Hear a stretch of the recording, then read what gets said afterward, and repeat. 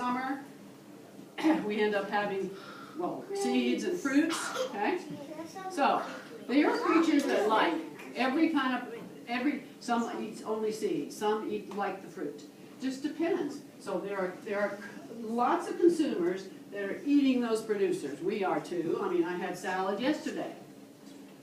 I was eating producers yesterday when I eat a salad, because the producer is the plant. All right, now, there are creatures that like apples just like this is not a real apple. There are creatures that like apples ripe just like this. All right, and there are creatures that only like this apple after it's rotted. Okay? There's some, when the apple falls on the ground, it's still not going to waste, because nothing in nature gets wasted. So like the worms eat it? And well, worms love to eat leaves and pull them down into their hole. All right, so do you think a deer likes apples? Yeah. A deer is a plant eater. A deer is a plant eater. It likes to eat plants. How many people think that it likes apples? A deer. Not so sure? All right, and here's It's the, eating it one right now. all right. They love the end of the summer when the apples are ripe. Oh my goodness, it's heaven. I mean, heaven for them. Here's a buck right here with an apple, Whoa. and they like them so much, they'll even stand up on their tippy toes Wow. just to get the apples off the tree. Then, of course, a lot of the apples fall on the ground, and they'll eat those. Bears, same way. Bears love apples and What if fruits. somebody else's property and they say no trespassing? It doesn't matter. It does not matter. That bear and that deer can come right on in there. Now, if you are a creature that only likes to eat plants, then you like herbs. An herb grows in the garden, out in your vegetable garden. Herb is a plant. So you can always remember an herbivore is a plant eater. Well, if I'm a plant eater, I better have the right mouth to eat plants. I have to need a special mouth if I'm going to eat plants, okay? Because I don't need the same teeth that my otter does, and I don't need the same teeth that the fox does. I'm going to eat a different kind of food. Now, one thing one of the smallest little cutie herbivores would be Mrs. Mouse. Where's she at? Here's Mrs. Mouse. Is she? Yeah, she's right here. Now, this is Mrs. Mouse. Now, right now, Mrs. Mouse has been running around all winter. She doesn't go to sleep, she doesn't hibernate, she doesn't go anywhere. She's running around under the snow and under the leaves and everything, eating all grasses and seeds all winter. But now, look what weather we have. Mrs. Mouse is ready to have her family. It is March, and she's going to have a bunch of babies. Ew. Now, Mrs. Mouse, you don't realize, because you don't have the eyes that a hawk and an owl have, you don't know that there are a whole lot of mice out there. They're running around in your schoolyard as we speak, but you can't see them. They're underneath the grass, they're running around getting food and seeds, and they might even be out in your vegetable garden, and they're there. Mrs. Mouse has to watch out for predators all the time, because this is a good little bit of energy right here. And if Mr. Hawk or the fox happens to eat the mouse, then it's going to get a little energy today. But if she survives, and she does not get eaten, then she's going to produce, as a mouse, 5 or 6 or 7 or 8 babies, okay? This month, all right? She's going to give birth, listen, to a whole bunch of babies, and there are many mice out there. Now, of all these babies that she has this month, of all of them, this is how many might survive to be grown-ups. 1. What? Because what has happened to all the other babies? They got eaten.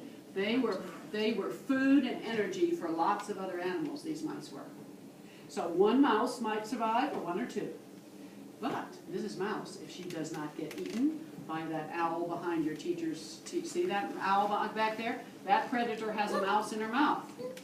Okay? That predator is going to hunt tonight for mice and moles and voles and shrews. If she does not get eaten next month, guess what Mrs. Mouse will do? More babies. She's going to have 5 or 6 or 7 more. Because because mice grow up very quickly.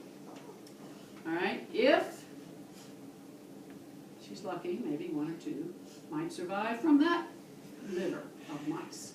So all the way through the summer, Mrs. Mouse is having babies. And a lot of those babies provide energy for omnivores and carnivores. A whole lot of them do. And Mrs. Mouse, if she survives through the winter, into the winter, she'll still live a little bit longer. Okay? Now, some people say, oh, that's awful, all those little mice. No, don't let it be awful.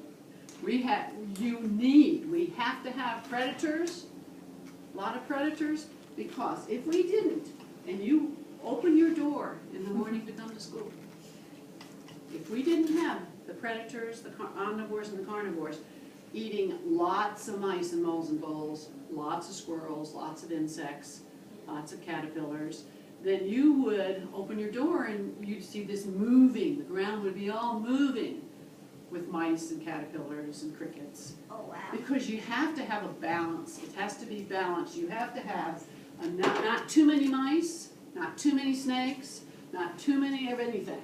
So if you have a balance and you have enough predators and not just enough prey, everything's fine. Out in your schoolyard last week, a hawk, small hawk, somebody in 4th grade I think saw it, or maybe some of you all did. A hawk, a sharp-shinned hawk, was on the ground with one of your Venable squirrels. And that was a predator, the squirrel was a prey. The squirrel is an herbivore. It is one of the, and we have plenty of squirrels. And those squirrels are going to have more babies up in that oak tree. In fact, they may already have them. Some babies are being born now, and you have squirrel nests all over Venable's yard. There's a squirrel nest in that crabapple tree, I saw it. Big bunch of leaves. If you see a big bunch of leaves, that's the squirrel's apartment house. And the squirrel's living in there. And there's squirrels definitely living in this tree. And all around the school, if you see a big pile of leaves, it's a squirrel nest. Now, if all those squirrels survived, well, Be a bunch of schools. no good. No, a few of them will get killed by this road. Some of them are going to get by hawks and owls at night. And we don't have a fox to come get them.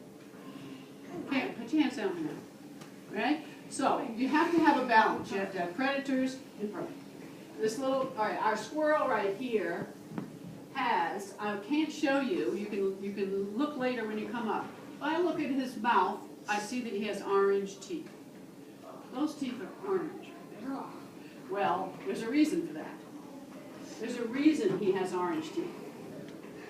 Our little rabbit doesn't have orange teeth. He has little white teeth. They're orange teeth because if you were a squirrel and you're going to chew on hard nuts, you have to have teeth that aren't going to break when you chew on the nut.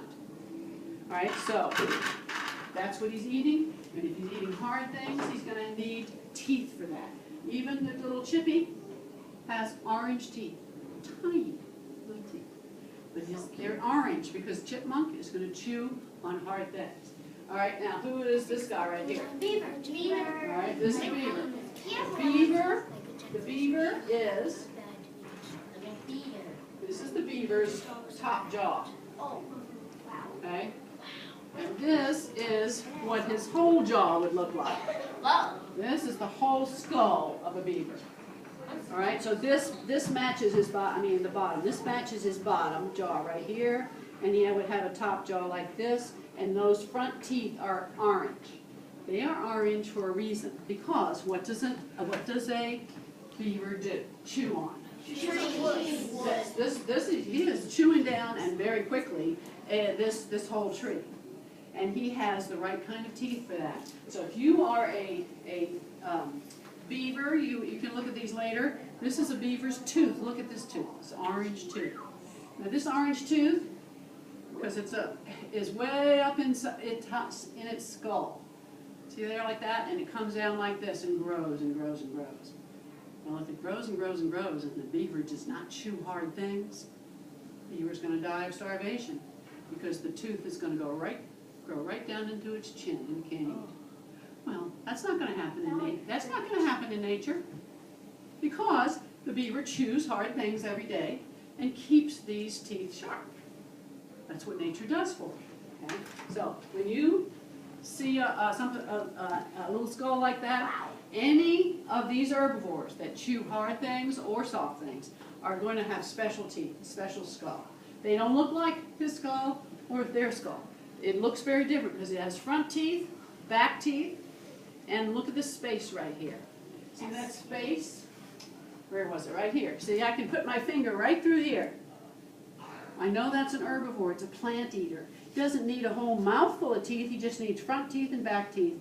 And then there's the space.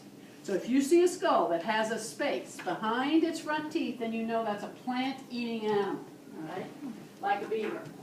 When you come up here, you will see and feel the beaver's fur. A beaver's fur is very, very, very thick and very soft. It has lots of things, ways it helps. And when you see the stick right here, you can see this is what it sounds like when a beaver chews. I've heard it. It sounds like he's eating corn. See? It's like he's eating corn. He has a stick in his paws like this. He goes